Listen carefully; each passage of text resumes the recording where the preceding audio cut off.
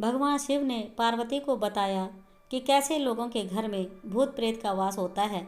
आइए जानते हैं इन संकेतों से। गरुड़ पुराण के अनुसार एक बार पक्षीराज गरुड़ ने श्री हरि से पूछा, हे प्रभु, किस मनुष्य के घर में देवताओं का वास नहीं होता है? किसके घर में भूत प्रेत वास करते हैं? ऐसे क्या संकेत मिलते हैं कि घर में बुरी शक्ति का वास है? भगवान ने गरुड़ को जवाब देते हुए बताया, जिस घर में भूत प्रेत का वास होता है वहाँ माता लक्ष्मी नहीं आती है। ऐसे घर में दरिद्रता का वास होता है।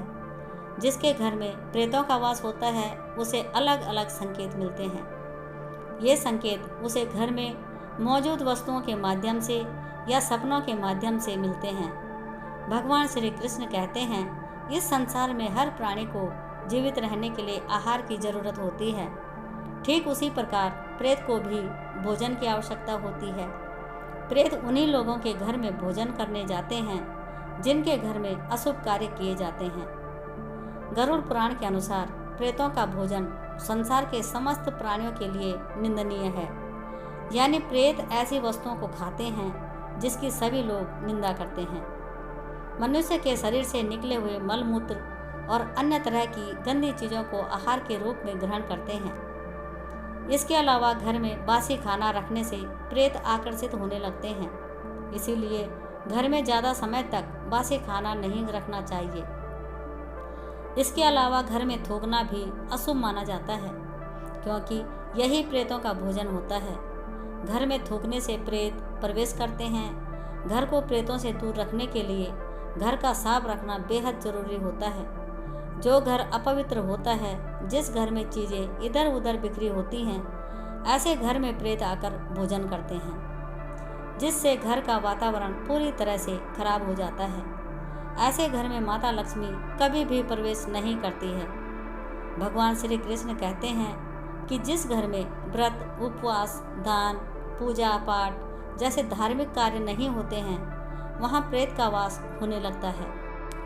जिस घर में महिलाएं ज़्यादा देर तक सोती हैं, पति और गुरुजनों का अपमान करती हैं, जिस घर के पुरुष पराई स्त्रियों के साथ संबंध बनाए हुए हैं, ऐसे घर में भी प्रेत वास करते हैं।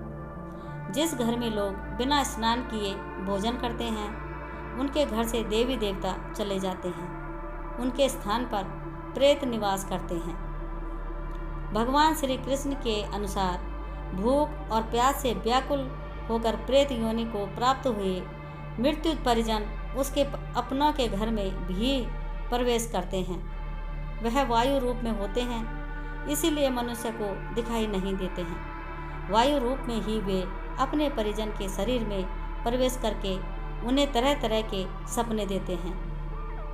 भगवान श्री कृष्ण कहते हैं कि मरा हुआ व्यक्ति प्रेत बनकर अपनी पत्नी, पुत्र और अपने परिजनों के शरीर में प्रवेश करते हैं।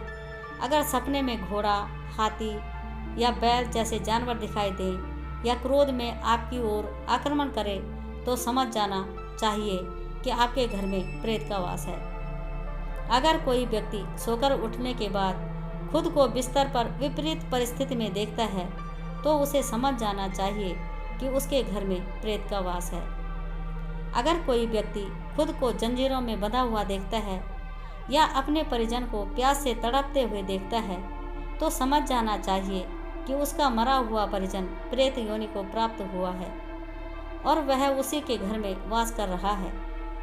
अगर घर में बार बार क्लेश होता है या धन का अचानक से हानि होता है या घर के सदस्य अचानक बीमार पड़ जाते हैं, तो ये बुरा संकेत माना जाता है।